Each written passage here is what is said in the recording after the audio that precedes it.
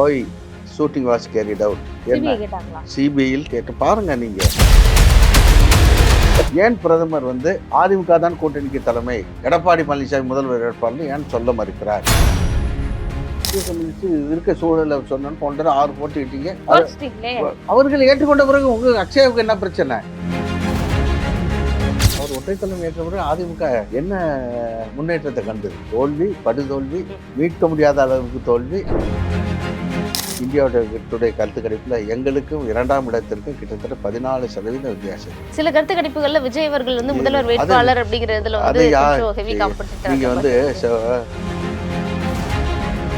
அதிமுக காரர் தானே ஓட்டு போட்டது. அதிமுக ஒரு கைப்பற்ற அதிமுக டெபாசிட்ல இருந்தது. Fight in Tamil Nadu politics to capture the second place.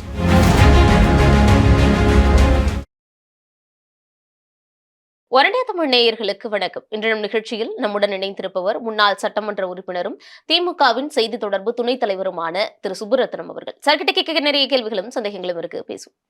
வணக்கம். வணக்கம் அக்ஷயா. வணக்கம். இத்தனை ஆண்டு காலம் புரட்சி தலைவருடைய புகழ்பாடி விட்டு திடீர் திமுக பிரவேசம், அதிமுக கரைக்கு பிறகாக இப்ப திமுக கரைவேட்டிக்கு மாறி இருக்கீங்க. திமுக எப்படி இருக்கு? யார் தேர்தலில் முந்தி போறதா நினைக்கிறீங்க? திராவிட முன்னேற்ற கழக தேர்தலில் எதிரிகள் எட்டி பிடிக்க முடியாத அளவிற்கு நாங்க வெகு தொலைவில் முன்னேறி சென்று கொண்டு இருக்கிறோம். எதிர்களே இல்லைன்னு நினைக்கிறீங்களா? இல்ல, கட்டாயம் எங்கள் தலைவருக்கு considering the stature of our leader and chief minister அண்ணன் தளபதியார் அவர்களுக்கு இணை வைத்து பேசக்கூடிய அளவில் இன்றைக்கு தமிழ்நாட்டில் தலைவர்கள் இல்லை என்பதுதான் யதார்த்தமான யதார்த்தம். கடந்த முறையாவது போட்டி கொஞ்சம் கம்மி, இந்த புதுவரவுகள்லாம் வந்திருக்காங்க, இன்னும் கொஞ்சம் கடினமால இருக்கும். அது புதுவரவுகளை நாங்க அது பெரிய we don't see them as that big political force. அவங்கள ஒரு they are being considered as non-serious players in a political arena. சரி, நீங்க அப்படி நியூ பார்ட்டிஸை கூட கொஞ்சம் ஓரந்தள்ளி வச்சுட்டீங்கன்னாலும் இத்தனை ஆண்டு காலம் இருவரும் திராவிட கட்சிகளா இருக்கக்கூடிய திமுக அதிமுக மட்டும் நம்ம பேசணும்னாலுமே அதிமுக சொல்றாங்க குவான்டிட்டி முக்கியம் இல்ல, குவாலிட்டி முக்கியம். அங்க 26 பேர் இருந்தாலும் அதுக்கு ஈக்குவலா நாங்க 4 பேர் இருந்தாலே போதும், பவர் அந்த அளவுக்கு இருக்குன்றாங்களே. இந்த 4 பேர் என்ன ரிசல்ட் இதுவரையிலும் ப்ரொடியூஸ் பண்ணியிருக்காங்க? திரு எடப்பாடி பழனிசாமி அவர்கள் இரட்டை தலைமையினால் தான் 2022 தோத்தேன்னு சொல்லிட்டு ஒற்றை தலைமைன்னு ஏதோ சில பல வேலைகள் பண்ணி ஒற்றை தலைமைன்னு அதிமுகவை கைப்பற்றிட்டாரு. அவர் ஒற்றை தலைமை ஏற்ற பிறகு அதிமுக என்ன முன்னேற்றத்தை கண்டு இருக்கு? தோல்வி, படுதோல்வி, மீட்க முடியாத அளவுக்கு தோல்வி, அதல பாதாளத்திற்கே அதிமுக தள்ளிவிடப்பட்டது அதிமுக என்ற நிலைக்கு இன்றைக்கு எடப்பாடி பழனிசாமியின் தலைமையில் அதிமுக அதல வளத்தில் கிடப்பது மட்டுமல்ல, பல கூறுகளாக இன்னைக்கு 11 அமைப்புகளும் ஏதோ அதிமுக பிரிஞ்சு கிடக்குதுமா. ADMK it is lost is traditional vote bank கிடையாது சார். இப்போ அதிமுக என்னுடைய சொந்த பண்ண யாருமே இப்ப எதிரிகளே கண்ணு கட்டின தூரம் வரைக்கும் அவருக்கு இல்லையே. உருவாக்கிட்டாரு, இது ஒரே அதிமுக தான். ஓகே, அவர் கட்சியை கைப்பற்றுறதுல குறிக்கோளா இருந்தாரு, கட்சியை கைப்பற்றிட்டாரு. ஒரு அரசியல் இயக்கம் நெட் ரிசல்ட் எதுலமா இருக்கணும்? ஒரு அரசியல் இயக்கம் எதுக்கு நடத்துறோம்? வெற்றியை களம் காண்பதற்கும் களத்தில் வெற்றியை காண்பதற்கும். வெற்றி எதை நோக்கி செல்ல வேண்டும்? என்ன புனித ஜார்ஜ் கோட்டை நோக்கி செல்ல வேண்டும். ஆனால் திரு எடப்பாடி பழனிசாமி அவர்கள் உங்களுக்கு 2021 சட்டமன்ற தேர்தலில் தோத்தது மட்டுமில்லை, அதற்கு பின்னால் நடந்த நாடாளுமன்ற தேர்தலில் 0 வாங்கியிருக்காருமா. 18 அதிமுகவுடைய 30% வாக்கு சதவீதங்கிறது இன்னைக்கு 18 குறைஞ்சு போயிருக்கு. அவர் கடந்த தேர்தலை ஒப்பிடும்போது ஏறி இருக்குன்னு சொல்றாருல்ல, அந்த ஒப்பீடு நம்ம பார்க்க வேண்டாமா? நீங்க இந்த ஒப்பீடு பார்க்கணும். எங்கேயுமே அவர் தவறான தகவலை சொல்றாரு. நீங்க ஸ்டாட்டிஸ்டிக்ஸ் எடுத்து பாருங்க. அது percentage has come down very drastically that it cannot be retrieved at all. மீட்டெடுக்க முடியாத அளவிற்கு அதிமுகவுடைய வாக்கு வங்கி சரிந்து விட்டது. நீங்கள் அவர் வெளியேற்றியதாக தம்பட்டை நடத்தி கொடுக்கக்கூடிய தலைவர்கள்லாம் இன்றைக்கு திராவிட முன்னேற்ற கழகத்திற்கு வந்து விட்டார்கள். அண்ணன் ஓபிஎஸ்ஸவே எடுத்துக்கம்மா. ராமநாதபுரம் நாடாளுமன்ற தேர்தலில் புதிய சின்னத்தில் பலாப்பழ சின்னத்தில் போட்டியிட்டார். 3.5 லட்சம் ஓட்டுகள் வாங்கினாரு. 3.5 லட்சம் தொகுதிக்கு 60,000 ஓட்டு வாங்கியிருக்காரு. அது எல்லாமே அதனால சொந்தம் கொண்டாடுற ஒரு நபராவும் இல்லன்னா அதிமுகவுடைய வாக்குகள் அப்படிங்கிறது உங்களுக்கு ஒரு கருணை வாக்குகள் இல்லன்னா ஒரு எம்பதி இது கூட இருந்தது. இப்போ நீங்க திடீர்னு கூடாரம் அதுவும் அதிமுக எதிர்த்து தான் அவர் பலாப்பழ சின்னத்துல 3.5 லட்சம் ஓட்டு வாங்கினாரு. அதுதான் சொல்றேன். அதிமுகவை எதிர்த்து நான் சொல்றேன், நீங்க சொல்றீங்களே அதிமுகவோட எம்பத்தி சிம்பத்தி எல்லாம் சொல்றீங்கல்ல, சொல்ற புரியுதுங்களா? அப்பத்தின்னு கூட போட்டுங்க, எதிர்ப்பு இருந்துச்சு. என்ன சரிங்களா? அதெல்லாம் தேடி 6 பன்னீர்செல்வம் பன்னீர்செல்வத்தையும் போட்ட முன்னாடி தான் அதையும் மீறி தான் அவர் 3.5 லட்சம் ஓட்டுகள் வாங்கினார்னா தொகுதிக்கு 60,000 ஓட்டு வாங்கியிருக்காரு. சொல்ற புரியுதுங்களா? அப்ப அதிமுக காரன் தானே ஓட்டு போட்டது. அதிமுக அவரு கைப்பற்றட்டும். அதிமுக டெபாசிட்ல இருந்தது. இன்று என்ன உங்க வாதப்படியே வச்சுக்கலாம். அதிமுக காரர்கள் வந்து அண்ணன் ஓபிஎஸ்க்கு ஓட்டு போட்டாங்கன்னா ஓபிஎஸ் அவருடைய ஸ்டாண்டை அங்கீகரிச்சிருக்காங்கன்னு தானே அர்த்தம். எடப்பாடி பழனிசாமிக்கு எதிர்ப்பா போடப்பட்ட வாக்குன்னு தான் அர்த்தம். அங்கீகரிச்சாங்க. அப்போ வந்து அதிமுக கிளைம் பண்ணாரு, அங்கீகரிச்சாங்க. இப்போ நீங்க திமுக வந்திருக்கீங்க, எப்படி அவர் வந்து இது வந்து ஓபிஎஸ் அவர்கள் வந்து அதிமுகவை கிளைம் பண்ணதுக்காண்டி வாக்களிப்பது என்றால் அதிமுக தொண்டன் இரட்டை உண்மையான தொண்டன். ஏன்னா எடப்பாடி தலைமையில் பட்டு கொண்டிருந்தார். அவர் கை காட்டிய சுட்டு விரல் காட்டிய அந்த வேட்பாளருக்கும் அதிமுகவுடைய சின்னமான இரட்டலைக்கு ஓட்டு போட்டுக்கணும்.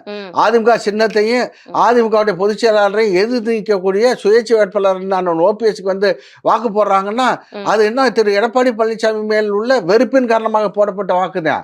இப்ப இரட்டலை அவருக்கு வந்துருச்சு. இல்ல இத்தனை நீ திமுகவை எதிர்க்கிறதுக்கு ஸ்ட்ரென்த்தா வருவீங்க நம்பி உங்களுக்கு போட்டுருக்கலாம். இப்ப நீங்க திமுகவுக்கே போய் அங்கேயே போய் நீங்க ஐக்கியம் ஆயிட்டீங்கிறப்ப உங்களுக்கு போட மாட்டாங்கல்ல. எங்களுக்கு வந்து திரு எடப்பாடி பழனிசாமி அவர்கள் இந்த அதிமுகவை கபாலிகரம் செய்து கொண்டு சொல்றது புரியுங்களா? இந்த நல்லா இருக்கக்கூடிய வீட்டை கிடப்பாறை கொண்டு இடித்து தரைமட்டமாக்குவது போல ஒரு காலத்தில் மக்கள், அதாவது நீங்க சரியா சொன்னது மாதிரி bipolar politics was prevailing Tamil Nadu சொல்றீங்களா? இருதுருவ அரசியல். இன்றைக்கு அந்த இருதுருவ அரசியலுக்கு கேடு விளைவிக்கக்கூடிய வகையில் எடப்பாடி பழனிசாமி அதிமுகவுடைய ஒற்றை தலைமை எடுத்து அந்த இடத்தை இன்றைக்கு அதிமுக இழந்து வருகிறது. அந்த இடத்தை பிடிப்பதற்கு தான் இன்றைக்கு பாரதிய ஜனதா கட்சி இவருடைய கூடவே உறவாடி கெடுப்பது போல் ஒரு உடன் இருந்து கொண்டும் அந்த இடத்தை பிடிப்பதற்காகத்தான் புதிதாக கட்சி ஆரம்பித்திருக்கக்கூடிய திரு விஜய் அவர்கள் முயற்சி கொண்டிருக்கிறார். இன்னைக்கு தெரியுங்களா, there is a stiff fight in Tamil Nadu politics to capture the second place. There is a contest to capture the second place, not to fight with the DMK to capture its place. The place of which DMK is holding is first. சொல்றீங்களா? முதலிடத்தை பிடிப்பதற்கு போட்டி இல்லை. அதிமுக இழந்த இரண்டாவது இடத்தை பிடிப்பதற்கு பாரதிய ஜனதா கட்சி விஜய் போட்டியிருக்காங்க. அதனால் தான் அந்த விஜய் ஆரம்பித்திருக்கக்கூடிய கட்சி பாரதிய ஜனதாவுடன் ஒரே நோக்கத்திற்காக இருவரும் அழைகிறார்கள். கிடையாது, அவர் தான் நீதி அவ்வளவு தெளிவா சொல்றாரு. அதனால் தான் அதைத்தான் சொல்ல வந்தேன். ஒரே நோக்கத்திற்காக ஒரே நோக்கங்கிறது என்ன? அதிமுக இடத்தை பிடிப்பது. அதிமுக பிடிப்ப இடத்தை வந்து பிஜேபி முயற்சி ஒன்று, நம்மளும் முயற்சி, ரெண்டு பேரும் ஒன்று சேர்ந்தோம்னா அந்த இடம் வந்து என்ன நமக்குன்னு தனித்துவம் அமையாது. எனவே தனிச்சு நின்று அந்த இடத்த பிடிக்கணுங்கிறதுக்காக யாரும் ரூமர்ஸை நம்பாதீங்க, நான் தனியாக தான் இருக்கேன், பிஜேபி கூட எல்லாம் போகணும்னு அவர் அதை ஸ்ட்ரெஸ் பண்றாருன்னா to capture the place that was under the control of the ADMK. இப்போ கூட்டணி கணக்குகள்ங்கிறது விவகாரம் நடந்துட்டு இருக்கு. எடப்பாடி பழனிசாமி டெல்லிக்கு பயணம் பண்ணியிருக்காரு, விஜய் அவர்கள் தனித்து போட்டின்னு அறிவிச்சிட்டாரு. ஆனா நீங்க இப்ப கூட்டணிக்கு வந்த தேமுதிகவுக்கோ இல்ல உங்களை மாதிரியான புது வரவுகளுக்கோ சீட்டு கொடுத்துட்டு பாசிசத்திற்கும் பாஜகவுக்கும் தொடர்ந்து எதிர்த்து களமாடக்கூடிய கம்யூனிஸ்டுகளுக்கும் விசிகவுக்கும் சீட்டுகள்ல கை வைக்கிறதுங்கிறது எந்த அளவுக்கு ஏற்புடையதா இருக்கும்? என்னமா அதெல்லாம் வந்து தலைமை வந்து சொல்லு இன்றைக்கு வந்து திராவிட முன்னேற்ற கழகம் தான் நீங்க சொன்னது போல பாசிசத்தையும் மதவாத சக்திகளையும் எதிர்த்து களமாடக்கூடிய மிகப்பெரிய அமைப்பு என்பதை புரிந்து கொண்டுதான் இன்றைக்கு தமிழ்நாட்டுடைய நலத்தையும் ஒளியையும் இனத்தையும் சமூக நீதியையும் சமத்துவத்தையும் காப்பாற்ற வேண்டிய பெரும் பொறுப்பு, வட இந்திய ஆதிக்கத்திலிருந்து காப்பாற்ற வேண்டிய ஒரு பெரும் பொறுப்பு அனைவருக்கும் உண்டு என்ற அடிப்படையில் தான் நீங்கள் சொன்ன தேசிய திராவிட முற்போக்கு கழகமாகட்டும், இன்னும் திராவிட முன்னேற்ற கழகத்தில் தங்களை கூட்டணியாக இணைத்துக் கொண்டிருக்கக்கூடிய பல்வேறு அமைப்புகள் எங்கள் தலைமையின் மேல் கொண்ட நம்பிக்கையின் காரணமாக வந்திருக்கிறார்கள். இருக்கக்கூடிய சூழ்நிலை மொத்தம் 234 சீட்டு தான். அதுல வந்து எங்கள் தலைவரை பொறுத்தளவில் 74 வயதான எங்கள் தலைவருக்கு 60 ஆண்டு கால பொது வாழ்க்கை அனுபவம் உண்டு. எனவே கூட்டணி கட்சிகளை அவரை விட நட்பாக, சரிசமமாக, உரிய மரியாதை கொடுத்து இனிமையாக பேசி அவருடைய சுய கௌரவத்தை மதித்து, காரணம் நாங்கள் சுயமரியாதை இயக்கத்திலிருந்து உருவாகி வந்த சுயமரியாதை இயக்கத்தினுடைய நீட்சி தான் திராவிட முன்னேற்ற கழகம். அதனுடைய தலைவராக இருக்கக்கூடிய எங்கள் தலைவர் தளபதி அவர்கள் நிச்சயமாக ஒவ்வொரு கட்சியினுடைய அவர்களுக்கு சுயமரியாதைக்கு பங்கம் வராத அளவிற்கு இருக்கக்கூடிய இடங்களை பகிர்ந்தளிப்பார். அது தலைமை பார்த்துக் கொள்ளும். அதனால வந்து இந்திய கம்யூனிஸ்ட் சொன்னீங்க, இந்திய கம்யூனிஸ்ட் இருக்க சூழல சொன்னு போன்ற 6 போட்டிட்டீங்க. இப்போ எக்ஸ்ட்ரா கட்சிகள் வந்திருக்கு. அவர்கள் ஏற்றுக்கொண்ட பிறகு உங்க அக்ஷயாவுக்கு என்ன பிரச்சனை? நான் பிரச்சனை இல்ல, சொல்லவே இல்ல. இல்ல. நான் என்ன கேக்குறேன், இல்ல, அவங்களும் ஆதங்கங்கள் இல்லாம இல்ல, இருக்காது சார் ஆதங்கங்கள் வெளியில. நேத்து தெளிவா சொல்லிட்டாரு. முதலமைச்சரை சந்தித்தோம். அவர் இருக்கிற நிலைமையை அழகுற எடுத்து சொன்னார்கள்.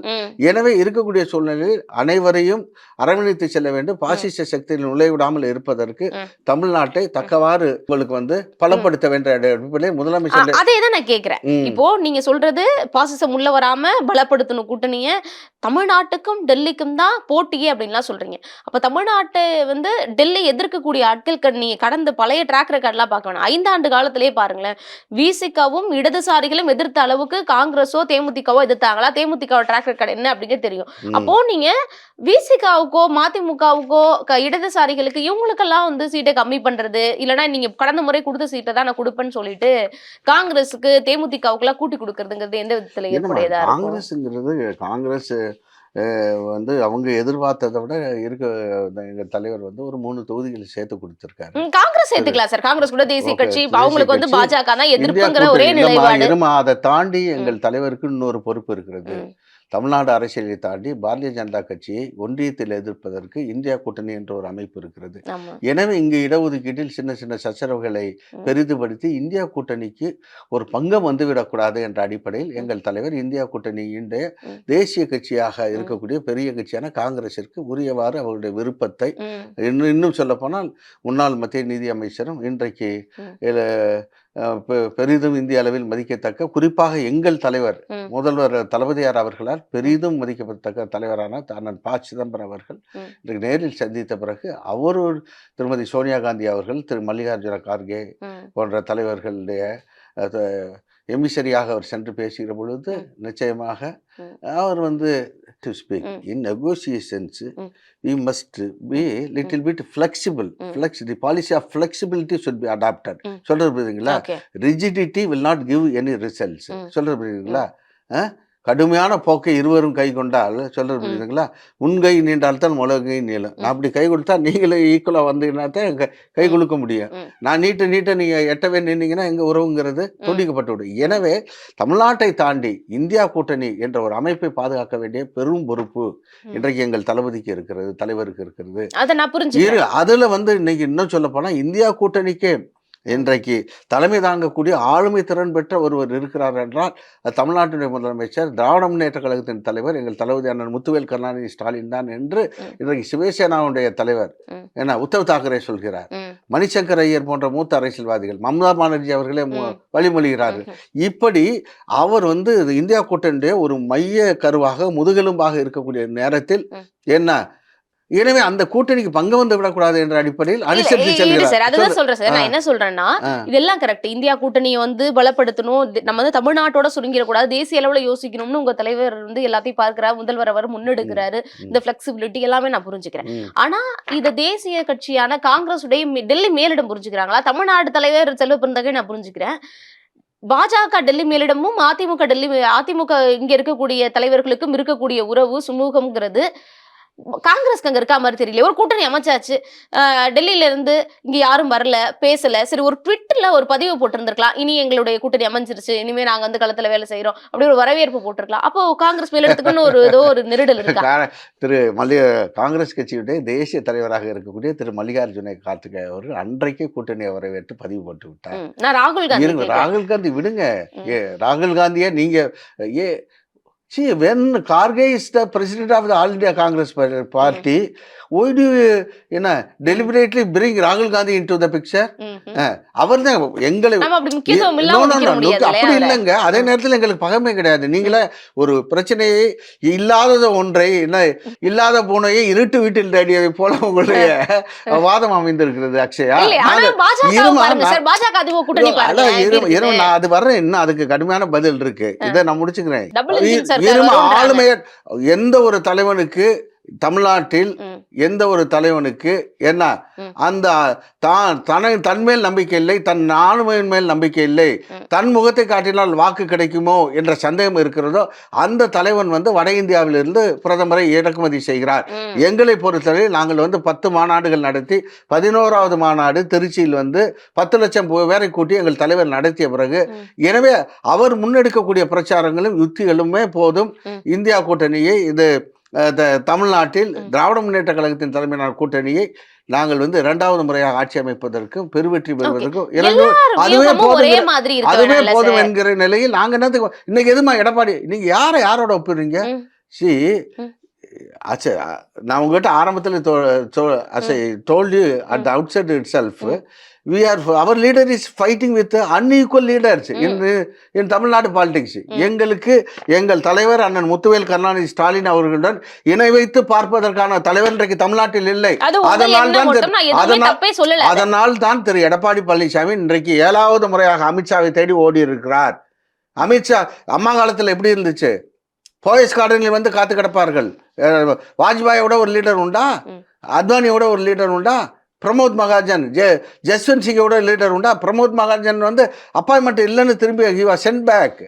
சொல்ற புரியுதுங்களா? இப்படி இருந்த அதிமுக இன்றைக்கு இல்லை தலைமை கழகம் வந்து அதிமுக தலைமை அமித்ஷா வீடாக மாற்றப்பட்டு இன்னைக்கு வந்து அதிமுக வந்து பிஜேபியோட பிரான்ச் ஆஃபீஸ் மாதிரி போய் ஒரு இந்த கட்சி மாதிரி சிறு அமைப்பு மாதிரி உருவாக்கப்பட்டு இன்றைக்கு எதற்கெடுத்தாலும் அமித்ஷாவிடம் ஓடோடி செல்லக்கூடிய அவல நிலைக்கு அதிமுக தள்ளப்பட்டதன் காரணமாகத்தான் அந்த இடத்தை பிடிப்பதற்கு இப்படி கேவலப்படுத்தி என்ன உள்ளே போனாலே நீங்க அப்படி சொல்லிடுவீங்களா சார்? இல்லைங்க, ஒரு அம்மா அக்கேஷன்லாம் போலாமா? ஆனால் ஒரு கடந்த ஆமா இப்ப எத்தனாவது தடவை 7வது தடவை போயிருக்காரு. ஒரு தடவை கட்சி மூடிட்டு போனார். முதல்ல எதுக்கு 2024 நாடாளுமன்ற தேர்தலில் வந்து இவர் சொன்னாரு என்ன பிஜேபி கூட சேர்ந்த நாள் தான் 2020 தேர்தல் தோத்தன்னு இதே சிவி சண்முகம் சொன்னார், இதே ஜெயக்குமார் சொன்னார், அத்தனை தலைவர்கள் சொன்னாங்க. இவரும் ஆமாம் நாங்கள் அதனால தான் தோத்தேன்னாரு. 2024 நான் அதனால தான் நாடாளுமன்றத்தை வெளில வந்தேன்னு. அப்புறம் என்ன அதுலேருந்து 2024 வந்து பிஜேபி ஃபேசிஸ்ட் ஃபோர்ஸு மதவாத கட்சி இன்னைக்கு என்ன அது புனிதத்துவம் கண்டுருச்சு? இவர் வந்து அதோட கூட்டணி வச்சார். கேவலம் மதுரையில் எஸ்டிபிஐ மாநாட்டில் வந்து முஸ்லீம்கள் மாநாட்டில் அவர் நம்பி வந்த அந்த மாநாட்டில் போய் பேசினார். வரும் சட்டமன்ற தேர்தல் மட்டுமல்ல, இனி எந்த தேர்தலிலும் நான் அந்த பிஜேபி கூட கூட்டணி வைக்க மாட்டேன்னு சொன்னவர் என்ன நள்ளிரவில் 3 கார் ஓடி முகத்தையும் மறைச்சிக்கிட்டு பிஜேபி கூட போய் என்ன அடிமை சாசனத்தில் கையெழுத்து போட்டு வந்துட்டு இன்றைக்கு பிஜேபியுடைய பிரான்ச் ஆஃபீஸை வந்து அதிமுக உருவாக்கிட்டாரு. இவர் என்டிஏ இவர் பிரதமர் 3 முறை வந்த பிரதமர் ஒரு முறை கூட எடப்பாடி பழனிசாமி தலைமையில் ஆட்சி அமைக்கணும் ஒரு இடத்துல கூட சொல்லலாமா? அதிமுக தலைமையிலான கூட்டணி சொல்லலாமா? என்டிஏ ஆட்சி அமைக்கும் கூட்டணி ஆட்சியும் தான் அவர் சொல்லிட்டு இருக்காரு பிரதமர். உள்துறை ஆதிமின எங்களுக்கு அதைத்தான் நீங்கள் டிஃபரன்ஸ் பிடிக்கணும். You must understand the difference between DMK's approach and ADMK's approach. நாங்கள் இங்கே வந்து எங்களுடைய கூட்டணி கட்சி தமிழ்நாட்டில் இந்தியா கூட்டணிக்கு தலைமை திராவிட முன்னேற்ற கழகம், அதன் தலைவர் திராவிட முன்னேற்ற கழகத்தின் தலைவர் அண்ணன் தளபதியார். எனவே இங்கே கூட்டணியில் இருக்கக்கூடிய அத்தனை கட்சிகளும் பிற கட்சிகளும் ஒன்று எங்கள் தலைவரை பார்ப்பதற்கு அண்ணா அறிவாலயம் வருகிறார்கள், அல்லது எங்களுடைய தலைவருடைய இல்லம் செல்கிறார்கள். சொல்ல புரியுதுங்களா? எனவே எங்கள் தலைவர் தான் முதலமைச்சர், இந்த கூட்டணி தலைவர் என்று அத்தனை பேரும் மகிழ்ச்சியோடு பெருமை அதை சொல்வதிலே பெருமிதம் கொண்டு இன்றைக்கு எங்கள் கூட்டணி கட்சி தலைவர்கள் சொல்கிறார்கள். ஆனால் அந்த நிலைமை இன்றைக்கு அதிமுகவில் இருக்கிறதா? ஏன் பிரதமர் வந்து அதிமுக தான் கூட்டணிக்கு தலைமை, எடப்பாடி பழனிசாமி முதல்வர் வேட்பாளர் ஏன் சொல்ல மறுக்கிறார்? அதே அமித்ஷா இதுக்கு இந்திய தலைமையில் தான் கூட்டணி ஆட்சி என்று சொல்கிறாரு. திரு தினகரன் அவர்கள் நான் வந்து சீட்டு விவகாரமா கூட்டணி சம்பந்தமா நான் டெல்லி பிஜேபி கூட தான் பேசுவேன், எனக்கு இங்கே தொடர்பு இல்லைன்னு சொல்றாரு. அப்போ இங்கே நீங்க சொல்லக்கூடிய திரு எடப்பாடி பழனிசாமி அவர்களே தலைவராக ஏற்றுக்கொள்ளாத பொழுது மக்கள் எங்கம்மா ஏத்துக்க போறாங்க? முதல்ல வந்து 30 பாருங்க தொகுதி பங்கீட்டுல சிக்கல் வரும் இல்லைங்க. தொகுதி பங்கீடு ஏற்கனவே சிக்கல்ல தான் இருக்கு. சொல்ல புரியுதுங்களா? தொகுதி பங்கீடு நாங்க முடிச்சுட்டோம். சொல்ல புரியுதுங்களா? இன்னைக்கு இதுவரை 7-8 கட்சிகளோட முடிச்சாச்சு. இன்றைய தினம் அண்ணன் தொல் திருமாவளவன் முதல்வரை சந்தித்துட்டார். இன்று மாலை வந்து நிச்சயமாக சுமூகமான உடன்பாடு ஏற்பட இருக்கு. மார்க்சிஸ்ட் கம்யூனிஸ்ட் கட்சியும் உடன்பாட்டில் கையேற்பட விட்டு இது எல்லாம் எதற்காட்டுகிறது என்றால் எங்கள் தலைவர் மேல் உள்ள தனிப்பட்ட மதிப்பும் மரியாதையும் அவர் மேல் உள்ள நம்பிக்கையின் அடிப்படையில் எங்கள் கூட்டணியை எங்கள் தமிழ்நாட்டு வரலாற்றிலேயே தொடர்ந்து 10 ஆண்டுகளுக்கு மேலமாக தான் அமைத்த கூட்டணியை தக்க வைத்து கொண்டிருப்பது மட்டுமல்ல, பலப்படுத்தி இன்னும் புதிய வரவுகளையும் சேர்த்திருக்கக்கூடிய ஒரு மாபெரும் தலைவராக இன்றைக்கு எங்கள் கழக தலைவர் அண்ணன் தளபதியார் விளங்குகிறார். அதனால் தான் நான் சொல்கிறேன், அவருக்கு இணை வைத்து பேசுகிற அளவிற்கு இன்றைக்கு தமிழ்நாட்டு அரசியலில் ஒரு தலைவர் கிடையாது. நீங்க நினைச்சிட்டு இருந்தீங்க இவ்வளவு நாள் வந்து எப்படியாவது வந்து பாஜக தாவைக்கெல்லாம் கூட்டணி அமைச்சிருவாங்க, பாத்தீங்களா பாசிசம் பாஜக அனுப்பின ஆள் RSS ஆள் விஜய்னு நாங்க சொல்லிக்கிட்டு இருந்தோம், அது நடந்துருச்சு பாத்தீங்களான்னு சொல்லி ஒரு பிரச்சாரம் கட்டமைக்கலாம்னு நினைச்சிருந்திருப்பீங்க. ஆனா அது இல்ல, நான் மதசார்பற்ற மற்ற ஆமா கூட்டணி தான் நாங்க நம்ம எப்பவுமே நீங்க அப்படின்னு வந்து விஜய் அவர்கள் நீங்க சொல்லிட்டாரு. ஃபர்ஸ்ட் டைம் ஓட்டர்ஸ், யங்ஸ்டர்ஸ் அவங்க எல்லாம் அங்க போவாங்க அப்படிங்கிற ஒரு பயம் இருக்கா நீங்க வந்து திமுகவுக்கு? இது என்ன இதெல்லாம் இது all these are your speculations. Okay. நாங்க நாங்க நாங்க அது புதிதாக உருவாக்கக்கூடிய அந்த கட்சியை தாவேக்காவை ம். நீங்கள் பேசுகிற அளவுக்கு நாங்க வந்து அவ்வளவு சீரியஸாவே நாங்க எடுத்துக்கிறது இல்லம்மா. ம். சொல்றது புரியுதா? ம்.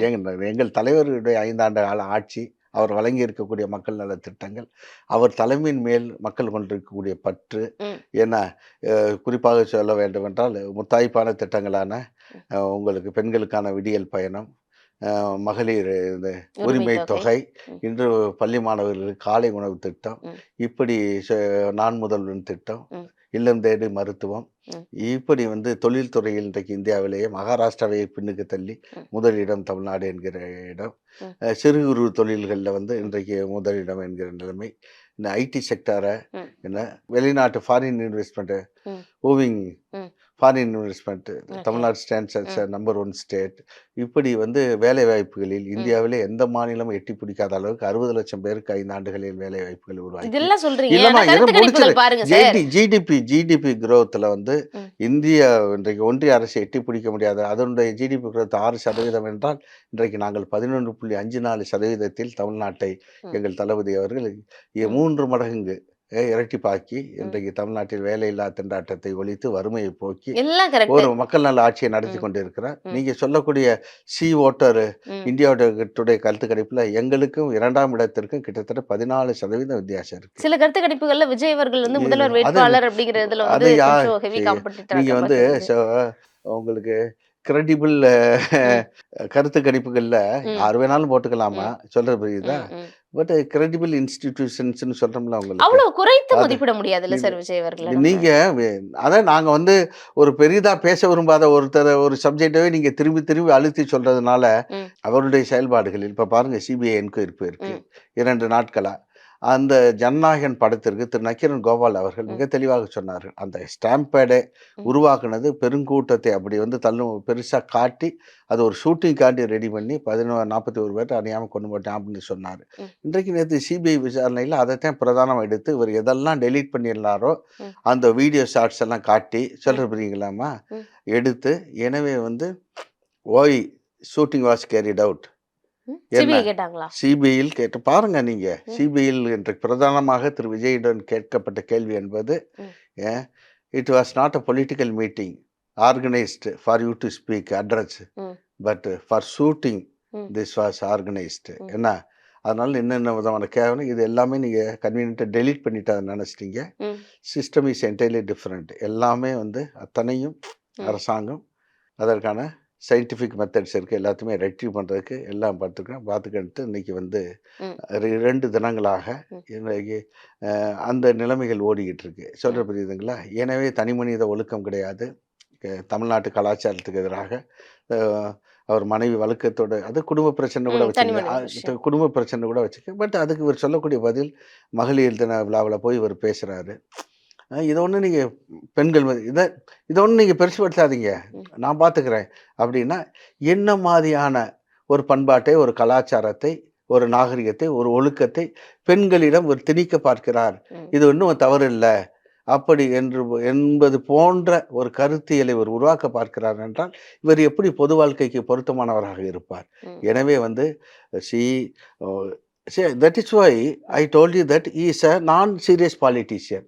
சொல்றது புரியுதுங்களா? ம். அவர் வந்து அரசியலில் ஒரு அரசியல் கட்சி தலைவர் எப்படி நடந்து கொள்ள வேண்டும் என்று வரமுறையே வகுத்து கொள்ளாமல் கண்டதே காட்சி கொண்டதே கோலம் என்ற அடிப்படையில் அவர் வந்து இன்றைக்கு என்ன பொழுதுபோக்கு சித்திரத்தை போல ம். அவர் தன்னுடைய ம். அரசியலையும் பொது வாழ்க்கையும் நடைமுறை நடத்திட்டு மக்கள் வந்து நிச்சயமாக வந்து அவருக்கு என்ன எந்த அளவு அவர் மதிக்கப்படணுமோ அந்த அளவு மதிக்கப்படும். நிச்சயமா தேர்தல் முடிவுகள் அதை ம். வெட்ட வெளிச்சமாக வெளிப்படுத்தும். ஓகே. அப்போ 4 முனை போட்டி என்னதான் இருந்தாலும் முதல்வர் அரியணை அப்படிங்கிறது மு.க. ஸ்டாலின் அவர்களுக்கு தான். மீண்டும் திமுக ஆட்சிங்கிறத உறுதியா இருக்கீங்க. திமுக ஆட்சி மீண்டும் திமுக ஆட்சி உறுதி என்பது மட்டுமல்ல, எங்கள் தலைவர் சொன்னதைப் போல 200 இடங்களுக்கு மேல் பெற்று எங்கள் தலைவர் அண்ணன் முத்துவேல் கருணாநிதி ஸ்டாலின் அவர்கள் திராவிட முன்னேற்ற கழகத்தினுடைய தலைவர் மீண்டும் ஆட்சி அமைப்பார்.